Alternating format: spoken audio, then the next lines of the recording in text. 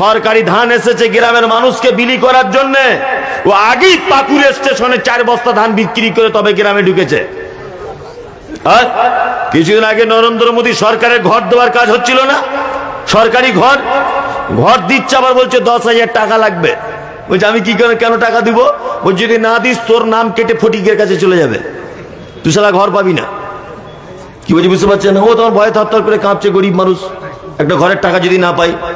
আমরা যেসব নেতাদের সার্টিফিকেট দেই, আল্লাহু আকবার, এ সকালে এক রকমের কথা বলে, বিকেলে আর এক রকমের কথা বলে, এর ডুপ্লিকেটের শেষ নাই। শেষ আছে? আসে না। আল্লাহ ভোটের আগে এসে বলছে আসসালামু আলাইকুম, আর কেউ আবার এরকম করে ঘন্টা দিয়ে আসছে। মানে মুসলিম পাড়ায় এসে এক এক রকমের ঢ্যাক, কেউ এরকম করে এসে বলছে আসসালামু আলাইকুম।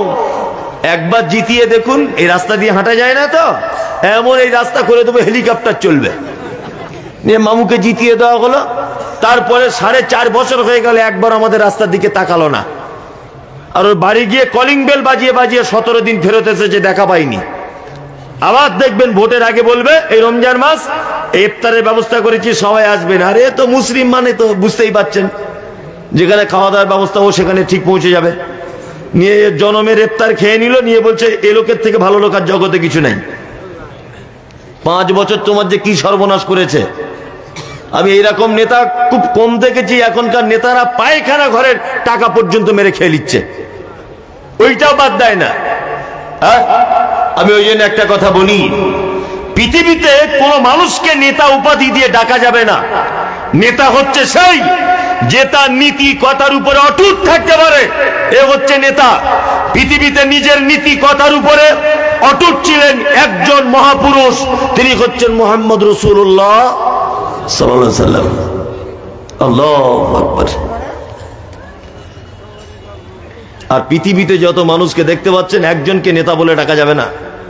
এরা কেউ নেতা নয়, নেতা একজন, তিনি কে? মুহাম্মদ সাল্লাল্লাহু আলাইহি ওয়াসাল্লাম।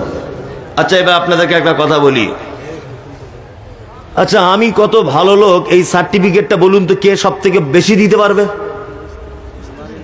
কে? আমার স্ত্রী, তাই না? আমি জলসা করতে এসেছি, আমার এখানে চরিত্র একরকম, বড় পাঞ্জাবি পরে এসেছি, বাড়িতে কিন্তু পড়ি না।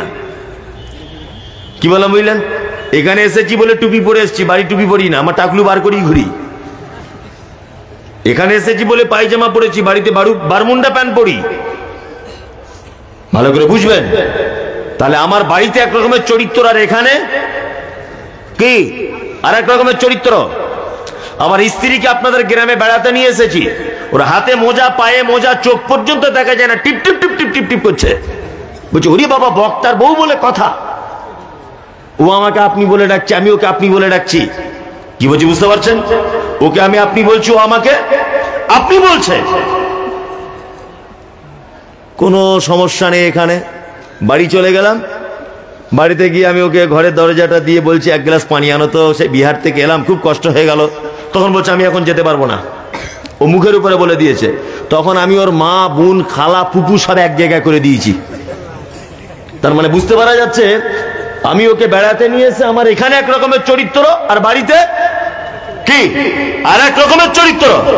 আমি কত বড় মিথ্যা কথা বলি, আমি বাড়িতে নামাজ পড়ি কিনা, আমি কত বড় হারামখোর, আমার চরিত্র কেমন, আমার দৃষ্টিটা কেমন, আমার মুখের ভাষা কেমন, এই সার্টিফিকেট দিতে পারবে কে?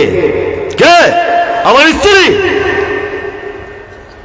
চলুন, মুহাম্মদ সাল্লাল্লাহু আলাইহি ওয়াসাল্লামের সার্টিফিকেট দিচ্ছেন আল্লাহ, ওয়া ইন্নাকা আলা খুলুকিন আযীম, অবশ্যই আপনি উত্তম চরিত্রের অধিকারী। এবার আমাদেরকে পরীক্ষা করতে হবে, আল্লাহ যখন সার্টিফিকেট দিচ্ছেন, এটা নয় স্রষ্টার ব্যাপার। দুনিয়ার মানুষের কাছে একটু সার্টিফিকেট নেওয়া যাক, তিনি আদৌ ভালো লোক ছিলেন কিনা। তাহলে সার্টিফিকেট নিতে গেলে চলুন ওনার স্ত্রীদের কাছে যাই। আল্লাহ নবী সাল্লাল্লাহু আলাইহি ওয়াসাল্লামের স্ত্রীদেরকে জিজ্ঞাসা করা হচ্ছে আল্লাহ রাসূলের চরিত্র কেমন। স্ত্রীরা জবাব দিচ্ছেন, তুমি কি কোরআন পড়োনি? আল্লাহ নবী সাল্লাল্লাহু আলাইহি ওয়াসাল্লামের চরিত্র ওইটাই যেটাই আল কোরআন। আল্লাহু আকবার। মানে পবিত্র আল কোরআনে নমুনা যদি আপনি দেখতে চান, তাহলে মুহাম্মদ সাল্লাল্লাহু আলাইহি ওয়াসাল্লামকে দেখতে হবে। সুবহানাল্লাহ। নাম্বার 2, আমি কত ভালো লোক, এই সার্টিফিকেট দিতে পারে কে? না। দ্বিতীয় কে? আমার বাড়ির চাকর, আমার বাড়ির কাজের লোক দিতে পারে না? আমি আমার স্ত্রীর কাছে যত সময় কাটাই তার থেকে বেশি সময় কাটাই আমার গাড়ির ড্রাইভারের কাছে।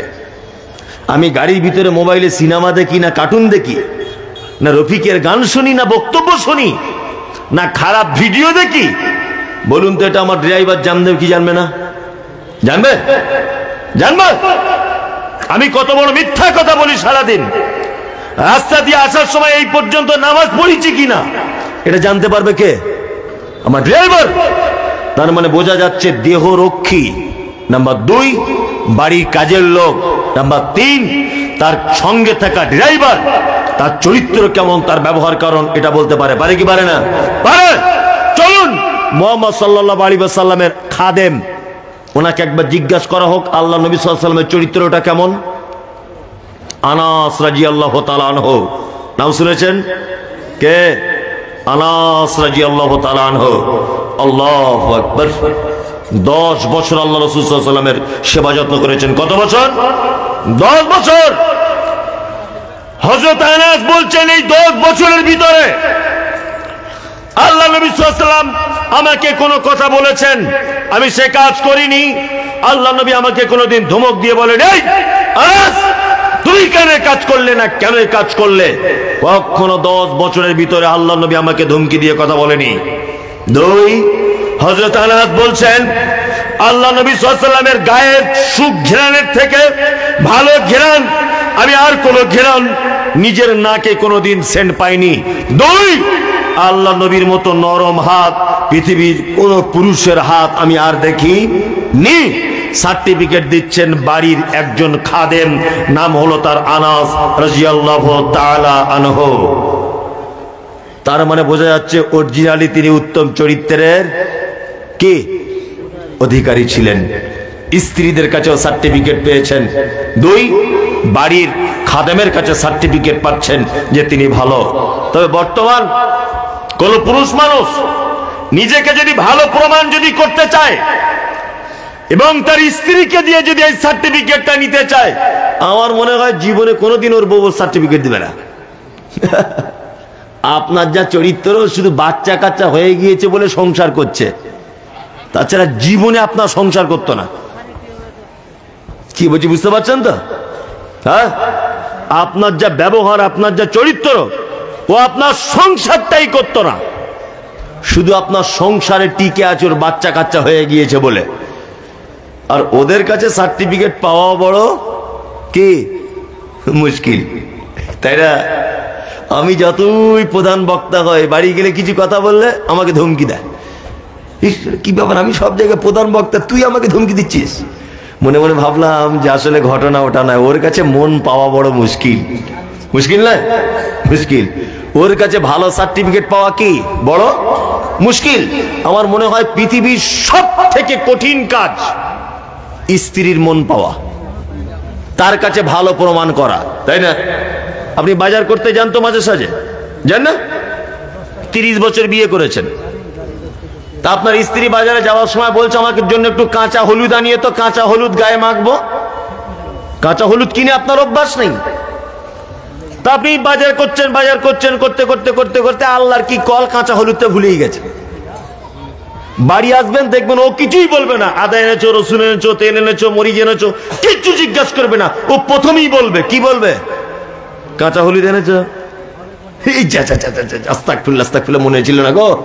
ও তখন একটাই কথা বলবে, কবে মনে থাকে? 30 বছরই তো ভুলে যাচ্ছ, অথচ আপনি জীবনে কোনোদিন ভুলেননি। দেখবেন এটা আপনার স্ত্রীর কাছে ওর মন পাওয়া বড় কি মুশকিল।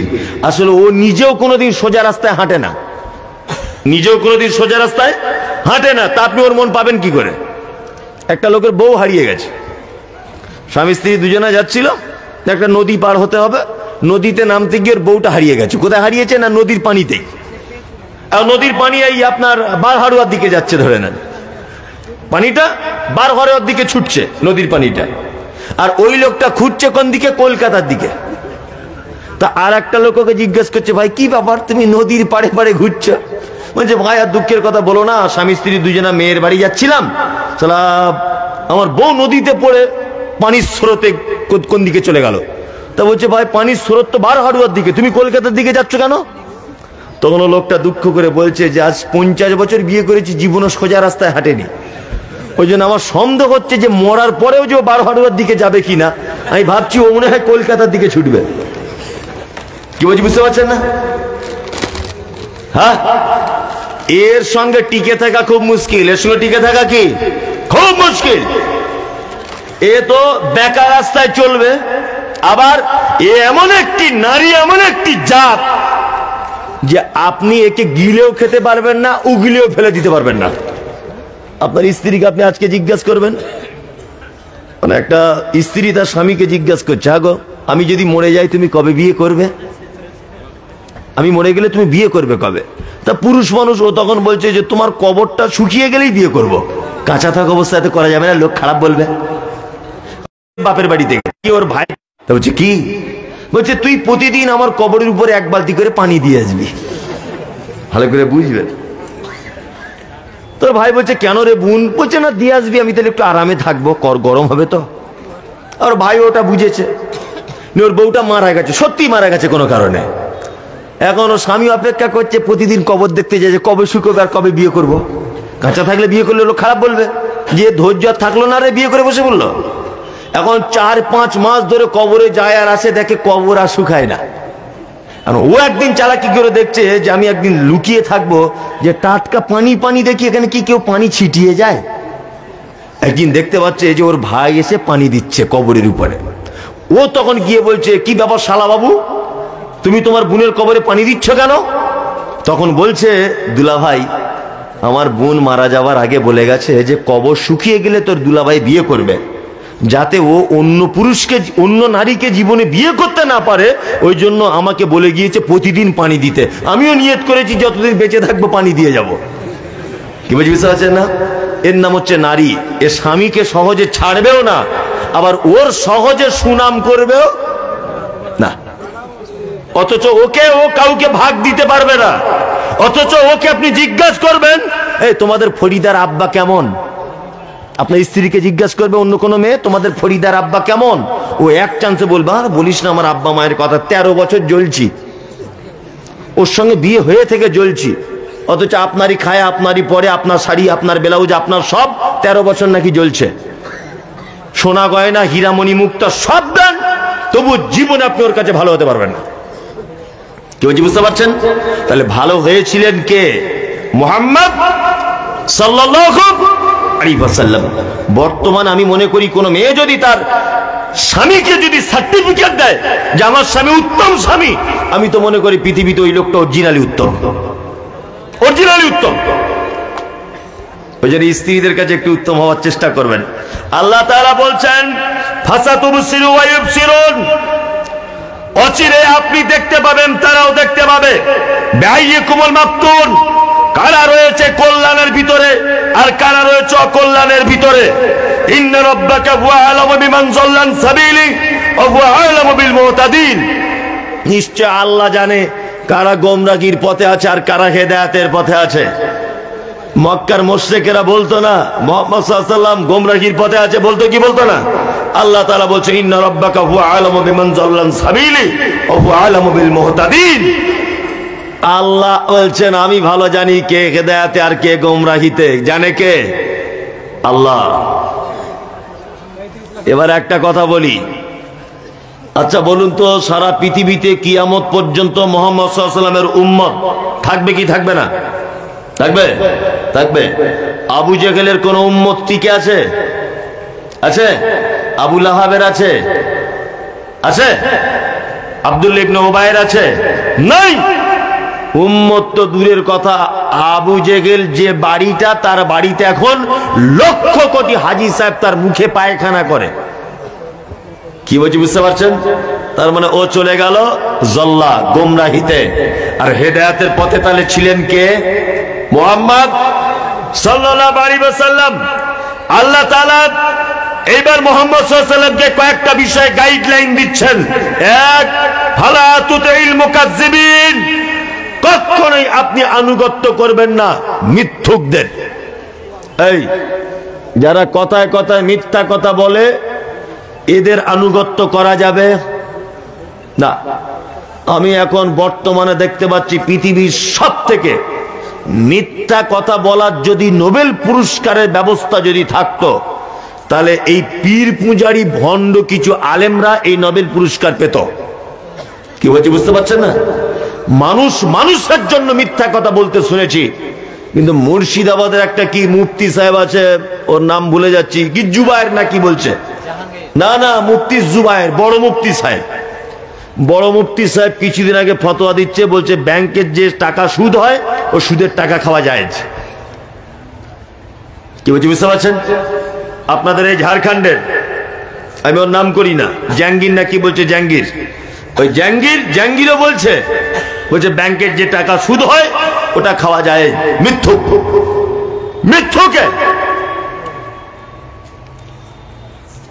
পৃথিবীতে যারা মিথ্যা কথার উপরে দাঁড়িয়ে আছে, আল্লাহ তাআলা বলছেন ফালা তুতিল মুকাজ্জিবিন, কখনই আপনি মিথ্যুকদের আনুগত্য করবেন না, যেই মিথ্যুক হোক।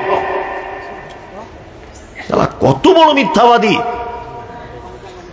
বক্তব্য দিতে আসছে হুজুর, বক্তব্য দিতে দিতে বক্তব্য দিচ্ছে কি বলছে, আব্দুল কাদের জেলানী মায়ের পেট থেকে কোরআনের হাফেজ হয়েছিলেন। মিথ্যা কথা। দুই, বক্তব্য দিতে দিতে তিনি বলছেন যে আব্দুল কাদের জেলানী মায়ের পেটের ভিতরে ছিলেন। ওনাদের ধরো যে একটা ভিখারি চলে এলো, এই ভিখারিটা এসে বলছে আমাকে কিছু ভিক্ষা দাও। আব্দুল কাদের জেলানী দেখছেন ভিখারিটা বদমায়েশ, আমার মায়ের সঙ্গে উল্টো পাল্টা কাজে লিপ্ত হতে পারে, এই জন্য পেট থেকে বার হয়ে লোকটাকে হত্যা করে দিয়ে আবার পেটের ভিতরে ঢুকে গেল। না, মিথ্যা কথা। আল্লাহু আকবার। বক্তব্য রাখছেন, কি বক্তব্য রাখছেন? বলছে ইমাম আবু হানিফা ৯৭,০০০ বার নিজের চোখে আল্লাহকে দেখেছেন। এসব কি মানা যায়? আল্লাহু আকবার। দেখুন, আপনাকে বলি মিথ্যা কথা কেমন করে বলছে। বলছে ইমাম আবু হানিফা রমজান মাসে কাবাতে তারাবি পড়তেন, এক এক রেকাতে এক এক বার কোরআন খতম করতেন। বক্তব্য এটা হুজুরের, এই মুফতি সাহেবদের। বলছে আবার কেমন করে? বলছে একটা পায়ে দাঁড়িয়ে এক খতম দিতেন, আর একটা পায়ে দাঁড়িয়ে আর এক খতম দিতেন। পাবলিক তখন বলছে নারে তাকবীর, আল্লাহু আকবার। এই হচ্ছে বক্তব্য। আল্লাহ তাআলা বলছেন ফালা তুতিল মুকাজ্জিবিন, কখনোই আনুগত্য করবেন না যারা মিথ্যা কথা বলে। নিজের জন্য মিথ্যা কথা বলুক, আর দুনিয়াবি মিথ্যা কথা বলুক, আর দ্বীনের জন্য মিথ্যা কথা বলুক, সব থেকে বড় ক্ষতিকর। কোন ক্ষতিকর? দ্বীনের ব্যাপারে যারা মিথ্যার উপরে দাঁড়িয়ে থাকে তারা সব থেকে বড় ক্ষতি করেছে। আর একটা মজার কথা বলে দিই আপনাদের। মজার কথা কি? যখন মিথ্যা কথাগুলো বলছে না হুজুর, আর আপনি যখন যাচাই বাছাই করার জন্য হুজুরকে জিজ্ঞাসা করছেন, হুজুর আপনি এই যে কথাটা বলছেন এর কোনো দলিল আছে? আল্লাহ কোরআন মাজিদে বলেছেন ফাসআলু বিআহলা যিকরি ইন কুনতুম লা তা'লামুন বিল বাইয়িনাতি ওয়াজ জুবুর, নিশ্চয়ই তোমরা প্রশ্ন করে জিজ্ঞাসা করে নাও জ্ঞানী মানুষদের কাছ থেকে, তোমাদের যেটা জানা নেই তোমরা অবশ্যই প্রমাণ সহকারে জানো। আল্লাহ সুবহানাহু ওয়া তাআলা জানার কথা বলেছেন। আপনি এই আয়াতের দিকে লক্ষ্য রেখে যখন কোনো আলেম ওলামার কাছে জানতে যাচ্ছেন না, তখন হুজুর আপনাকে প্রথম জিজ্ঞাসা করছে তুমি কি করো, কি করো তুমি? বলছে হুজুর আমি জেনারেল শিক্ষিত ছেলে। তখন হুজুর ধুমকি দিয়ে বলছে তাক বেটা বিয়াদব কোথাকারে, জেনারেল শিক্ষিত ছেলে, তুমি হাদিস কোরআন কি বুঝো, বাড়ি যাও। তার মানে ও ভয় আর কিছু জানার চেষ্টা করলো না। তার মানে আমাদের জানার আর কোনো অধিকার থাকলো না। মিথ্যুকদের মিথ্যার উপরে দাঁড়িয়ে থাকতে হলো বাকি জীবনটা, তাই না? একটা লোক গরু চেনে না, গরু, একটা লোক কি গরু চেনে না, আমেরিকায় বাড়ি, বাড়ি ঝাড়খণ্ডে, কিন্তু আমেরিকায় থাকতো। ও এসেছে ঝাড়খণ্ডে 30 বছর পর। এখন ও এসে মনে মনে ভাবছে একটু গরুর দুধ হলে খুব জুত করে পান করা যেত। গরুর দুধ খেতে ইচ্ছা করছে, একদম গোদা বাংলা শুনুন। তা লোকটা বাড়ি এসে ভাবছে একটা গরু কিনবো, টাকা পয়সা পকেটে করে নিয়ে বলছে গরু কোথায় পাওয়া যায় না, ওমরপুরের গরু হাটে, ভালো করে বুঝবেন। তো গরু কেনার জন্য বার হচ্ছে। গ্রামের ওর একটা বন্ধু ছিল, তার নাম আশরাফুল। আশরাফুল তখন বলছে আরে ফটিক ভাই যাচ্ছ কোথায়? আমেরিকা থেকে বাড়ি এসে। তা বলছে যাচ্ছি ওমরপুরের হাটে একটা দেশি গাই গরু কিনতে, দুধ খাবো ভাই একটু ওই জন্য। তখন এর বন্ধুটা বলছে তুমি কি গরু চিনো? বলছে তেমন ভালো চিনি না। তখন ওর বন্ধু শফিকুল বলছে গরু কেনার আগে একবার লেজ তুলে দেখো গরু কি গরু কিনছো, বুঝলেন না? এড়ে গরু বুঝেন আপনারা না বলদ গরু বলেন কোনটা? আড়িয়া গরু, আড়িয়া গরু বলদ গরু, তাই তো? হ্যাঁ, বলদ বুঝেন। ও এখন অমরপুরে হাটে গিয়ে দেখছে নাদুস নুদুস একটা বলদ গরু একটা লোক নিয়ে দাঁড়িয়ে আছে। এখন আমেরিকার এই লোকটা গিয়ে জিজ্ঞেস করছে, ভাই এই গরুর দুধ হয় কতটা? কাস্টমার দেখছে একটা ভেড়া ঢুকেছে আজ গরুর হাটে, মানে ভেড়ার বেটা ভেড়া। বলদ গরুর কোনোদিন দুধ জিজ্ঞেস করে রে? ব্যবসাদার তখন মনে মনে ভাবছে যে এ তো এক ভেড়া, গরু চিনে না। তখন বলছে, ভাই আগে 20 কেজি হতো, এখন বাছুরটা বড় হয়ে গেছে, এখন 15 কেজি হয়। এ তখন দেখছে কিনেই যদি 15 কেজি দুধ হয় তাহলে সাংঘাতিক গাই। বলছে, ভাই দাম কত? বলছে 40,000। 40,000 টাকা দিয়ে কিনে নিয়েছে, লেখাই টেকাই করা কমপ্লিট। ভালো করে বুঝবেন। তখন ওর বন্ধুর কথা মনে পড়েছিস, আর লেজ তুলে দেখতে হবে। তখন কেনার পরে ওই মালিককে বলছে, ভাই একটু লেজ তুলে দেখবো। তখন মালিক বলছে, অস্তাগফিরুল্লাহ, তওবা তওবা তওবা। এই খারাপ জায়গা হাটের মাঝখানে লেজ তুলে দেখে? গরুর পিছন দিকটা খারাপ দিক নাকি? বলছে এইটা কোনোদিন লেজ তুলে দেখে? বাড়ি গিয়ে দেখবে, বাড়ি গিয়ে দেখবে। এও তখন শিক্ষিত লোক মনে মনে ভাবছে কথা তো ঠিক। শিক্ষিত লোক আর গরুর লেজ তুলে খারাপ জায়গা যদি দেখি লোক কি ভাববে, যে শালা অসভ্য লোক। ও গরু নিয়ে বাড়ি চলে এসছে। গোয়ালা বুঝেন তো, যে দুধ দহন করে, গোয়ালা এসেছে সকালবেলা দুধ নিতে। তা গোয়ালের দরজা খুলে বলছে, আরে ফটিক ভাই, এ তো বলদ গরু। তুই কি গরু কিনেছো? বলছে বলদ মানে? বলছে বলদ মানে বুঝো না? ষাঁড় গরু তো, এ তো বাচ্চা দেওয়া গরু নয়, গাই গরু নয়, দুধ কোথা থেকে পাবে? ও তখন পিছনের দিকে তলার দিকে তাকিয়ে দেখছে, ওরে বাবা, আস্তাগফিরুল্লাহ, তো মারাত্মক ভুল। তখন গোয়ালা বলছে ওকে, আরে ভাই তুমি কেনার আগে লেজ তুলে দেখোনি? বলছে আমি দেখতে গিয়েছিলাম রে, ব্যবসাদার দেখতে দেয়নি। আমাদের ইসলামিক ব্যাপারটা হয়েছে ঠিক এই রকম। একটা ছেলে সঠিক হাদিস কোরআন জানতে চেষ্টা করছে, কিন্তু হুজুর ওকে লেজ তুলে দেখার সুযোগ দিচ্ছে না। কি বলছি বুঝতে পারছেন না? আমি মুমতাজুল ইসলামের কথা বলেছি, তাবিজ শিরক। তাবিজ কি? শিরক। হুজুর বলছে না, কোরআনের আয়াত দিয়ে যদি লেখা হয় তাহলে চলবে, এটা হুজুরের ফতোয়া। আচ্ছা, আপেল খেলে শরীরে রক্ত হয়, হয় না? ডাক্তাররা বলে ফল টল খেলে শরীরে কি হয়? রক্ত হয়, ধরে নেন। তা কেউ যদি আপেল বগলে বেঁধে ঘোরে,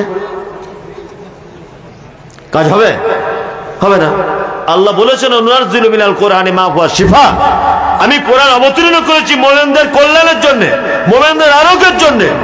তার মানে এটা তেলাওয়াত করলে তুমি এর থেকে কল্যাণ কামনা করতে পারো, এটা হাতে বেঁধে নয়। কি বলছি বুঝতে পারছেন? পৃথিবীতে যত মিথ্যুক আছে, সব থেকে হাই পাওয়ারের মিথ্যুক যারা ধর্মীয় ব্যাপারে মিথ্যা আরোপ করে। ওই জন্য তো আল্লাহ নবী সাল্লাল্লাহু আলাইহি সাল্লাম তিনি বলেছেন, বাল্লিগু আন্নী ওয়ালাউ আয়া। আমার পক্ষ থেকে যদি একটা কথা তোমার জানা থাকে, মানুষের কাছে পৌঁছে দাও। হাদিসু আন বানি ইসরাঈল ওয়ালা হারাজ। বানি ইসরাঈলদের কিচ্ছা কাহিনী জানা থাকলে বলো, তাতে কোনো দোষ নেই। ওমান কাযাবা আলাইয়া মুতাআম্মিদান ফালিয়াতাবাওয়া মাকাদাহু মিনান নার। তবে শোনো, যে কথা আমি বলিনি, কেউ যদি আমার নাম করে চালিয়ে দেয়, তাহলে তার থাকার জায়গা কোথায়? জাহান্নাম। তার মানে মিথ্যুকদের থাকার জায়গা কোথায়? দুনিয়াবি মিথ্যুক হলে তা আলাদা ব্যাপার। হাদিস কোরআনের মিথ্যুক মানে নবীর নামে যারা মিথ্যুক অপবাদ দেয়, এদের থাকার জায়গা কোথায়? কোথায়? জাহান্নাম। আল্লাহ মুহাম্মদ সাল্লাল্লাহু আলাইহি ওয়াসাল্লামকে বলছেন, ফালা তুতিল মুকাজ্জিবিন। কখনো আপনি মিথ্যুকদের আনুগত্য করতে যাবেন না। আমরাও যে সমস্ত বাজারে নেতা নেত্রীরা ঘুরছে, মিথ্যা কথার ভিত্তিতে ভোট কালেকশন করে, মিথ্যা কথার ভিত্তিতে গ্রাম পরিচালনা করে, মিথ্যা কথার ভিত্তিতে মাদ্রাসা মসজিদ পরিচালনা করেন, মিথ্যা কথার ভিত্তিতে মানুষকে পরিচালনা করে, এই সমস্ত মিথ্যুকদের আনুগত্য করতে যাব না। সত্যবাদীদের সঙ্গে থাকবেন। আল্লাহ তাআলা তারপরে বলছেন, অদ্দু লাউ তুদকিনু ফায়ুদকিনুন। তারা চায় কি চায়? যে আপনি একটু নরম হয়ে যান, তাহলে তারাও একটু নরম হয়ে যাবে। আচ্ছা বলুন, মুহাম্মদ সাল্লাল্লাহু আলাইহি সাল্লাম মিরাজের রাত্রিতে ফেরার পর পাহাড়ের উপরে উঠে কি বলেছিলেন ঘোষণা করে?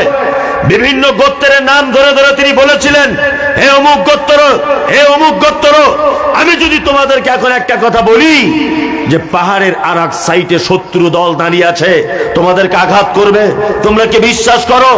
আবু জেহেলের মতো লোক সেদিন বলেছিল, অবশ্যই আমরা বিশ্বাস করি, কারণ আপনি আল আমিন, আপনি সদিক, আপনি কখনো মিথ্যা কথা বলতে পারেন না, আপনার কথা আমরা মানি।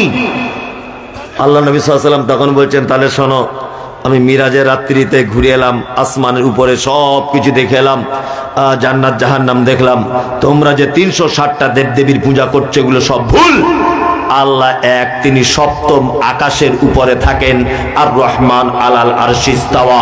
এই কথা যখন আল্লাহ নবী সাল্লাল্লাহু আলাইহি ওয়াসাল্লাম তিনি বললেন, আবু জেহেলের মতো লোক তখন খবর নিয়ে গেছে কার কাছে? আবু বকরের কাছে।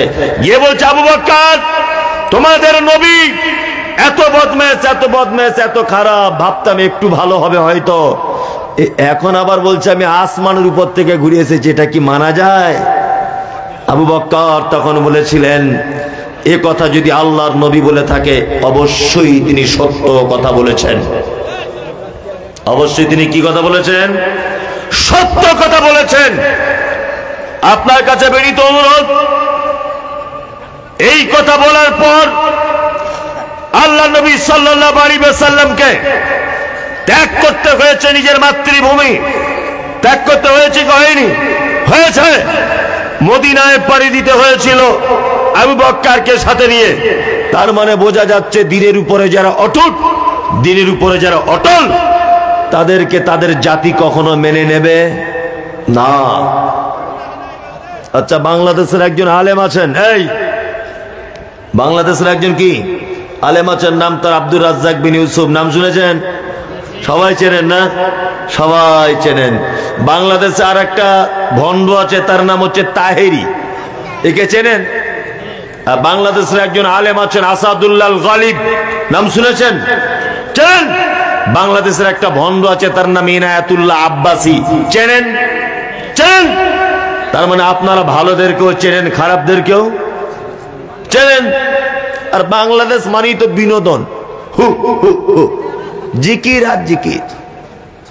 নিজে চোখে দেখার কথা বলছি, জিকির চলছে স্টেজে বসে বসে, আর একজন লুঙ্গিটা তুলে এরকম হুজুরের মাথা লুঙ্গির ভিতরে দিয়ে দিয়েছে, হুজুরের মাথার উপরে চেপে গেছে। মনে মনে বলছি, তুই যা পবিত্র জিনিস হুজুরের মাথায় দিয়ে দিয়েছিস, ও তো জান্নাত এমনি হয়ে গেছে। হারাম করতে লজ্জা শরমও নাই, হারা জিকির করতে করতে বাঁশ গাছের উপরে উঠে পড়ছে। দেখেছেন এগুলো? দেখেন আপনারা? কি আশ্চর্য ব্যাপার! জিকির করছে বাংলাদেশের উপরে, বাঁশ গাছের উপরে উঠে যাচ্ছে। যত বিনোদন সব ওখানে দেখবেন। কি বলছি বুঝতে পারছেন? যে কথা বলছিলাম সেটা হচ্ছে এই, যে রাজ্জাক বিন ইউসুফের কিছুদিন আগে গাড়িতে ভাঙচুর চালানো হয়েছিল, দেখেছেন আপনারা? দেখেছেন? 500 কোটি টাকার মামলা দেওয়া হয়েছিল ওনার নামে, শুনেছিলেন? শুনেছেন? বাংলাদেশের প্রখ্যাত আলেম ডাক্তার আসাদুল্লাহ গালিব হাফেজাহুল্লাহ দীর্ঘদিন যাবৎ জেলখানাতে ছিলেন, মুজাফফর বিন মহসিন জেলখানাতে ছিলেন, আব্দুর রাজ্জাক বিন ইউসুফ বিভিন্ন জায়গায় জলসা করতে যেতে পারেন না, পুলিশি বাধা, জনগণের বাধা। তাহেরিকে দেখেছেন জীবনে জেলে ঢুকতে? ওর বিরুদ্ধে মামলা আছে না? ওর বিরুদ্ধে কোনো মামলা দেয়, কারণ তাহেরি হক কথা বলে না। কি বলছি বুঝতে পারছেন? আমাদের আহলে হাদিসরা বুঝতে পারছে না। আমার বড় আশ্চর্য লাগে, আমরা বক্তব্য দিতে পারি আর না পারি, কিছু জানি আর না জানি। ভালো করে বুঝবেন, আমাদের আকীদা মানহাজ কিন্তু ঠিক আছে, কিন্তু আহলে হাদিস গ্রামে কিছু বেদাতীদেরকে প্রধান বক্তার আসনে বসিয়ে দেওয়া হচ্ছে। কি বলছি বুঝতে পারছেন? আর বড় বড় শাইখুল হাদিসরা সভাপতি করছেন, তাকে যখন কোনো ফতোয়া জিজ্ঞাসা করা হচ্ছে তখন সে বলছে এটাও করলে চলবে, ওটাও করলে চলবে, অসুবিধা নাই। কি বলছি বুঝতে পারছেন না? তার মানে কি, না মরবে সাপ, না ভাঙবে লাঠি। আপনাদের এইখান থেকে ওমরপুর পর্যন্ত, বহরমপুর পর্যন্ত আমি 5টা হোটেল আপনাকে দেখাতে পারবো যেগুলো মুসলিম হাজী সাহেবদের হোটেল, কিন্তু ক্যাশ কাউন্টারের পিছনে দেখছি দুর্গা ঠাকুরের বড় ছবি, কালী ঠাকুরের বড় ছবি। ভাই এটা কি ব্যাপার? তা বলছে হুজুর লজ্জা লাগছে বলতে। কি বলছে? তাছাড়া হিন্দু কাস্টমার ঢুকবে না। মুর্শিদাবাদের মাটিতে 70-75% মুসলিমদের বসবাস, 75% মুসলিমদের বসবাস। একটা বহরমপুর ওমরপুরের ডাক বাংলার মোড়ে একটা হিন্দু হোটেল আপনি দেখাতে পারবেন যে হোটেলে মক্কা মদিনার ছবি দিয়ে রেখেছে কাস্টমার ধরার জন্য? দেখতে পান? এই যে আল্লাহ তাআলা এই প্রসঙ্গে বলেছেন আব্দুল্লাহ তুদহিনু ফায়ুদহিনুন, তারা চায় আপনি একটু নরম হন। তার মানে আল্লাহ নবী কথা বলবে, আবু জেহেল তুমি 307টা দেবদেবীর পূজা করছো, তুমি করো, আমি আমার আল্লাহকে নিয়ে থাকি। তাহলে আর কোনো নবীর সমস্যা হতো না? হতো না। যখনই তিনি বললেন তোমরা দেবদেবীর পূজা করছো, এগুলো সব মিথ্যা, এগুলো সব ভণ্ডামি, তখনই মক্কা ছাড়তে বাধ্য করা হয়েছে। আল্লাহ সুবহানাহু ওয়া তাআলা আদেশ করলেন আবু বকরকে নিয়ে চলে যাও মদিনাতে। তার মানে বোঝা যাচ্ছে নরম সুরে গা ভাসিয়ে কথা বললে আল্লাহ নবীকে মক্কা ত্যাগ করতে হতো না, কিন্তু হকের উপরে তিনি ছিলেন এই জন্য ত্যাগ করতে হয়েছে। আমাদের অনেক লোক রয়েছে, আপনি জিজ্ঞাসা করবেন একটা জিনিস, ও কি বলবে একটাই ওর উত্তর, এটা করলেও ভালো না করলেও ভালো, মানে পাক্কা চিটার। করলেও ভালো না বললেও ভালো, কি বলে এটা চলবে না হলে চলবে না। আলেমদের ভিতরে এগুলো রয়েছে না? রয়েছে। আল্লাহ সুবহানাহু ওয়া তাআলা বলছেন রাদ্দুলা তুতিকুন ফায়ুদহিনুন ওয়ালা তুতি কুল্লা হাল্লাফিন মাহিন। আল্লাহ বলছেন যারা কথায় কথায় কসম করে, কথায় কথায় কি করে? কসম করে। কিছু মিথ্যুক আছে না? হ্যাঁ, মিথ্যুক আছে না? নেই? আচ্ছা, আল্লাহর কসমটা বিশ্বাসযোগ্যতা বা বিশ্বাসের নির্ভরতা বাড়ানোর জন্য অনেক মানুষ ব্যবহার করে কি করে না? বাজারে মাল বিক্রি করছে আল্লাহর কসম বলে, অথচ ডুপ্লিকেট মাল। আচ্ছা, আল্লাহর কসম দিয়ে মাল বিক্রি করছে, মাল কি? ডুপ্লিকেট। আল্লাহু আকবার। আল্লাহ সুবহানাহু ওয়া তাআলা বলছেন আপনি তাদের আনুগত্য করবেন না। কারা? যারা কথায় কথায় কি করে? কসম করে। হাম্মাদিন মাশাইম বিনামিন মান্নাইল লিল খায়রি মুতাদিন আসিম, যারা ভালো কাজে বাধা প্রদান করে। আপনাদের গ্রামগঞ্জে অনেক সময় দেখতে পারেন ভালো কাজে বাধা হয় না? হয়। আমি অবাক হই, একটা গ্রামে 13টা ক্লাব, আর একটা ক্লাব তৈরি হচ্ছে, সমস্যা নেই, কিন্তু একটা গ্রামে মাদ্রাসা নেই, সেই গ্রামে একটা কোরআন শিক্ষার ব্যবস্থা করা হচ্ছে, এক শ্রেণীর লোক তার বিরুদ্ধে মিটিং করে করে বেড়াচ্ছে। এরকম আছে না? নেই? আছে না? ভালো কাজে অবজেকশন আছে না? নেই? আচ্ছা, আপনি গ্রামে জলসার কথা বলুন, ও বিরোধিতা করবে। গ্রামে মাদ্রাসার কথা বলুন, ও বিরোধিতা করবে। গ্রামে বাচ্চাদের কোরআন শিক্ষার ব্যবস্থা করুন, ওকে দায়িত্ব না রাখলে ও বিরোধিতা করবে। কিন্তু গ্রামে ক্লাবগুলো সিনেমা দেখছে, টিভি চলছে, খেলা চলছে, জুয়ো খেলছে, ক্যারাম বোর্ড চলছে চায়ের দোকানে, ওর কোনো মাথা ব্যথা নাই। আল্লাহ তাআলা মুহাম্মদ সাল্লাল্লাহু আলাইহি ওয়াসাল্লামকে বলছেন মান্নাইল লিল খায়রি মুতাদিন আসিম, যারা ভালো কাজে বাধা দেয় তারা অবশ্যই মহাপাপী। উতুল্লিম বাদা যালিকা জানিন আন কানা যা মালি ওয়া বানিন, যারা কঠিন স্বভাবের এবং যারা মাল এবং সম্পদের গৌরব করে করে বেড়ায়, আপনি তাদের কাছ থেকে কি করবেন? দূরে থাকবেন। সম্পদের গৌরব করেন, সম্পদের গৌরব হয়। অনেক টাকা হয়েছে না? অনেক না? অনেক টাকা। এত টাকা হয়েছে যে ভিখারিও ভিক পায় না, চামারের বেটা চামার। আচ্ছা, বিশাল টাকার মালিক হয়েছে। শুনুন একটা কথা বলি, কাউকে আল্লাহ সম্পদ না দিয়ে পরীক্ষা করে, আর যার সম্পদ বেশি হয়ে গেছে ভাববেন না যে ও খুব আরামের জন্য, না, ওকে আল্লাহ বড় পরীক্ষায় ফেলেছে। কি বলছি বুঝতে পারছেন? টাকা না থাকার পরীক্ষা খুব সহজ। সহজ না কঠিন? সহজ। আল্লাহ যদি কিয়ামতের দিন জিজ্ঞাসা করে, ফটিক, হ্যাঁ ফটিক, তুই রিক্সা চালাতিস, সারা জীবনে কি করেছিস বল? ও বলবে আল্লাহ সারাদিন রিক্সা চালিয়ে 150 টাকা হয়েছিল, দেওতলা মাদ্রাসায় কালেকশন হচ্ছিল জলসা, 50 টাকা দিয়েছি, 50 টাকা জিলেপি কিনেছি, আর 50 টাকা আমার বউকে দিয়ে দিয়েছি সংসার খরচা, তো হিসেব শেষ। যা যা তুই ডান দিকে দাঁড়া, ডান দিকে দাঁড়া। হ্যাঁ শফিকুল, তুই এখানে কিয়ামতের মাঠে তোকে যে কোটি কোটি টাকা দিয়েছিলাম কি ব্যাপার, হিসেব বার কর। আল্লাহ, ওই যে সে ওখানে ক্রিকেট খেলা হয়, ওখানে 50,000 দিয়েছিলাম। আর ন্যাংটো মেয়ে এসে ড্যান্স করেছিল কলকাতা থেকে। আচ্ছা আচ্ছা আচ্ছা আচ্ছা, অমুক জায়গায় ক্লাব হবে, ওখানেও 50,000 দিতে হয়েছিল, কারণ আমাকে এলাকার লোক ধনী বলে জানতো, দিতে হয়েছিল ওখানে। আচ্ছা, আর কি করেছো? অমুক জায়গায় সেই মেলা হবে বলছিল, ওখানেও দিয়েছি 30,000। আচ্ছা, এবার হিসাব বার করো, সব সব বার করো, চুলচেরা হিসাব। তার মানে সম্পদ দেওয়াটাও বড় পরীক্ষা। কি বলছি বুঝতে পারছেন? ও বড় পরীক্ষা। ব্যবসা করেন তো? ব্যবসা করেন? অনেক মানুষ করে না? করে। দেখবেন প্রতিদিন 500 টাকা লাভ হয়। হঠাৎ করে একদিন 1,500 টাকা লাভ হয়েছে।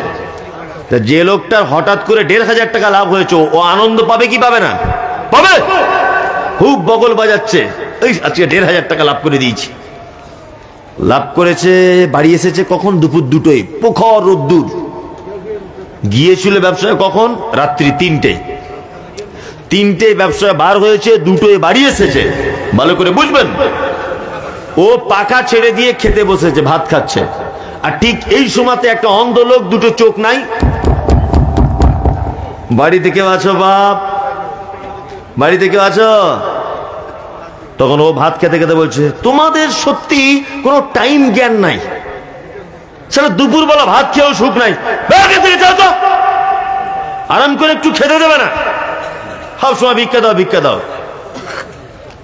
আল্লাহ বলছে, শোন বোকা, প্রতিদিন তোকে 500 টাকা করে লাভ দিতাম, আজকে 1,500 টাকা দিয়েছি। কেন? ও অন্ধ, ওর 2টি চোখ নেই।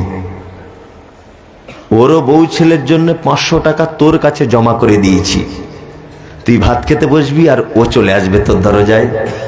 আমি এটা দেখব যে ও অন্ধ, ওর রুজিটা এক্সট্রা তোর কাছে দিয়ে দিয়েছি, তুই ওকে ফেরত দিচ্ছিস কিনা। যদি না দিস, তারপরের দিন ব্যবসায় যাবি, তোর পুঁজি পর্যন্ত গায়েব করে দিব। আমি হলাম আল্লাহ। পারে কি পারে না? পারে, পারে।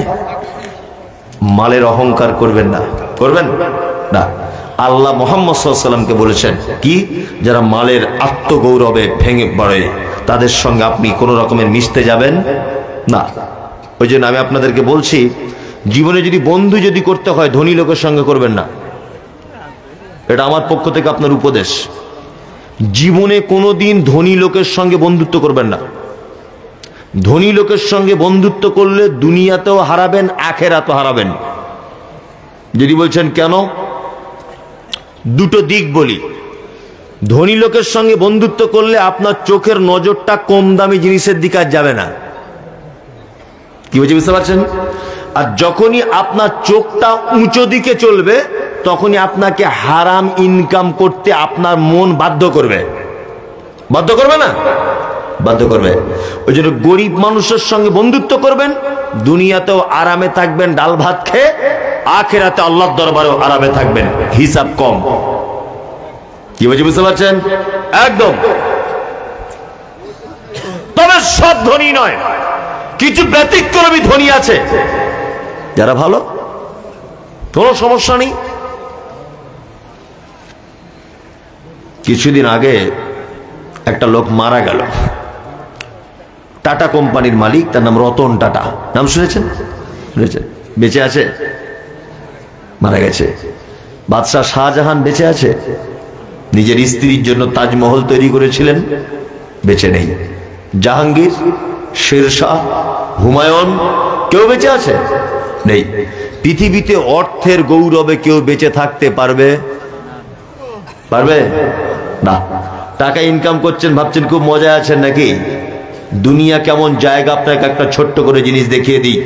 চাচা আপনি এখানে আসুন তো, নীল চাদর পরে আপনি এখানে আসুন, আসুন। আমি কিছু ধরবো না, এখানে আসুন। কই? এখানে আসুন। ধরবো না কিছু, এখানে আসুন। আরে ভয় নেই, আমি কি মারবো আপনাকে? আসুন। কি আসতেই চাইছে না? আপনি এখানে আসুন, এখানে আসুন। আপনার কোনো টেনশন নেই, এখানে আসুন। দুনিয়া কেমন জায়গা, আপনাকে ছোট্ট করে একটা জিনিস বোঝাচ্ছি আমি। কি নাম আপনার? ফিরোজ? তফিজুল, ভালো নাম। আপনার আব্বা বেঁচে আছে? কতদিন আগে মারা গেছে? 20 বছর। সত্যি কথা, আপনি তো মিথ্যা কথা বলেন না, সত্যিটা এবার আমার সঙ্গে বলুন যে এই 20 বছরে আপনার আব্বার কবর দেখতে যান, কবরের কাছে গিয়ে দোয়া করেন, সত্যিটা বলুন। করেন না তো? যান যান গিয়ে বসুন। এর নাম পৃথিবী, এর নাম কি? পৃথিবী। এই লোকটার আব্বা যতদিন বেঁচে ছিল ইনকাম করেছে ওর ভবিষ্যতের জন্য, করেছে না? তার আব্বা 20 বছর কবরস্থানে শুয়ে আছে, ও 20 বছরে একদিনও যায়নি কবরের ধারে যে আল্লাহ আমার আব্বাকে তুমি একটু ক্ষমা করে দাও, একদিনও টাইম পাইনি। ভালো করে বুঝবেন। আপনি এখন কি ভাবছেন? কি ভাবছেন আপনি? 5 তলা বাড়ি করেছেন, কোটি কোটি টাকার মালিক হয়েছেন, তাই না? আপনি আজকে রাতে মরে যান, আপনার বড় বেটা ইমাম সাহেবকে বলবে, আরে লাশ বেশিক্ষণ বাড়িতে রাখতে নেই, তাড়াতাড়ি দাফন করার ব্যবস্থা করুন। আপনার কোটি টাকা দিয়ে তৈরি করা বাড়িতে আপনার বড় বেটা বলবে লাশ বেশিক্ষণ বাড়িতে রাখা যাবে না, তাড়াতাড়ি বার করো। আপনি কবরে শুইয়ে দেওয়া পর্যন্ত খুব জোর হলে চক্ষু লজ্জার খাতিরে 2-3 দিন আপনার ছেলে মেয়েরা কাঁদবে, তারপরে বলবে রোডের ধারে টামি লুবো, ওইখানকার 1.5 বিঘেটা আমার, আমি নিচের তলায় থাকবো না, আমি আন্ডারগ্রাউন্ড মালটা লুবো। এই নিয়ে হিসাব বাকি করতে করতে করতে করতে কেটে যাবে। আপনার কবর শিয়ালে খুঁড়ে দিল না আপনার লাশটাকে কুকুরে তুলে নিয়ে চলে গেল, কোনো খোঁজ থাকবে? জ্বলন্ত প্রমাণ। কি বলছি বুঝতে পারছেন না? ওই জন্য বলছি অর্থের অহংকার করিয়েন না, আপনার অর্থ যেটা আছে। আর একটা মজার কথা আপনাদেরকে বলে দিই, সেটা হচ্ছে এই যে আপনার অর্থ থাকা অবস্থায় আপনি আল্লাহর রাস্তায় কিছু খরচা করে যান। আপনি মারা যাবার পর, আচ্ছা আজকে এখানে যারা জলসা শুনতে বসে আছেন, বাপ মায়ের নামে দান করেছেন কারা কারা? হাত তুলুন তো। আজকে এই জলসায় বাপ মায়ের নামে কারা কারা দিয়েছেন? হাত তুলুন। 1 2 তুলুন। 1 2 3 4 5 6 7 8 9 10 12 14 16 18 জন, 19 জন। ভালো করে বুঝুন। তাহলে এখানে 19 জনের বাপ মারা গেছে, তাই? তার কারুর বাপ মারা যায়নি তো? 19 জনের বাপ মারা গেছে, আর কারু যায়নি তো? গেছে গেছে। তার মানে আপনি যেমন আজকে রাতে আপনার আব্বার কথা ভুলে গিয়েছেন, ঠিক তেমন আপনি মরে যখন কবরে শুয়ে থাকবেন, আপনার কবরে আযাবে আপনি গ্রেফতার হয়ে যাবেন। আপনার আফসোস হবে যে আজকে দেওতলা মাদ্রাসায় জলসা, আমার বেটা কেন একটু আমার কথা স্মরণ করে 2,000 টাকা দেয় না, আমি কবরে বড় বিপদে, আমার বেটা কেন 50টা টাকা আমার নামে দিচ্ছে না, আমি বড় বিপদে। সেদিন আপনার বেটা আপনার জন্য খরচা করবে কি? না। আমি কোরআনের আয়াত একটা একটা করে বলে আপনাদেরকে যুক্তি তর্ক দিয়ে বোঝাচ্ছিলাম, এবার আপনাদেরকে হৃদয়ে স্পর্শী কয়েকটি কথা বলে রাখছি। আচ্ছা, উত্তম দান, তার নাম সাদকায়ে বলো, কথা বলুন, জারিয়া, তাই তো? এখন আপনি ওই ডাক বাংলা হোটেলে খাচ্ছিলেন, একটা বউ একটা বাচ্চাকে নিয়ে হোটেলের বাইরে দাঁড়িয়ে আছে, তা আপনার কাছে কিছু চাইছে, আপনার মনে দয়া হলো ওই বউটাকে আর বাচ্চাটাকে হোটেলে 2 মুঠো খাইয়ে দিলেন। বলুন তো এটা সাধারণ দান না সাদকায়ে জারিয়া? কি? সাধারণ, তাই না? জি। তাহলে জারিয়া কাকে বলে? কাকে? এই যে মসজিদের ছাদ ঢালাই হচ্ছিল, 1 কুইন্টাল রড দিলেন, এটা কি? যারা স্টেজে আছেন, স্টেজের বাইরে এটা শুনবেন। তাহলে মসজিদে 1 কুইন্টাল রড দেওয়া, এটা কি? সাদকায়ে জারিয়া। আর মাদ্রাসায় দেওয়া, কথা বলুন, সাদকায়ে জারিয়া।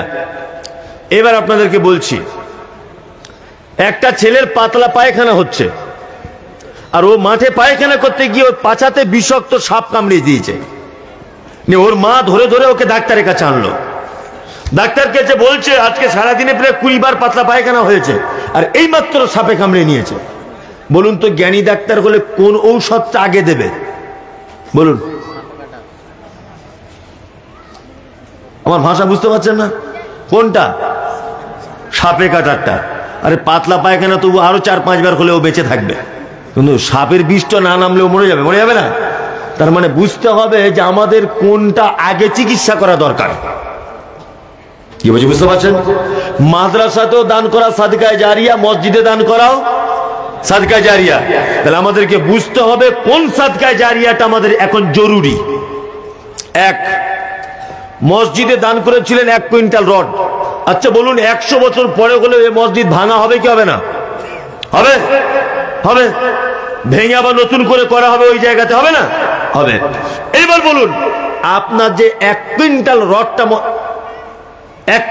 রডটা যে মসজিদে দিয়েছিলেন আপনি, এই রডটা 100 বছর পরে আর থাকবে না ভাঙড়িওয়ালার কাছে বিক্রি হয়ে যাবে? বিক্রি হয়ে যাবে।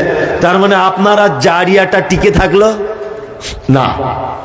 এবার আসুন, আপনি তো খুব চালাক, সব ব্যাপারে ভালো বোঝেন। কি বললাম বুঝলেন না? মাদ্রাসায় দেওতলাতে আপনি 1000 টাকা দিয়েছেন। ওই 1000 টাকাতে একটা বিল্ডিং করা হয়েছে, একটা রুম। ওই রুমের ভিতরে 20 জন কোরআনের হাফেজ হচ্ছে, ছাত্ররা থাকে। ওরা যতদিন পর্যন্ত হিফজ করবে, এই যে আপনার 1000 টাকার ইট রয়েছে ওই ঘরটায়, আপনি কি পাবেন? পাবেন কি পাবেন না? পাবেন।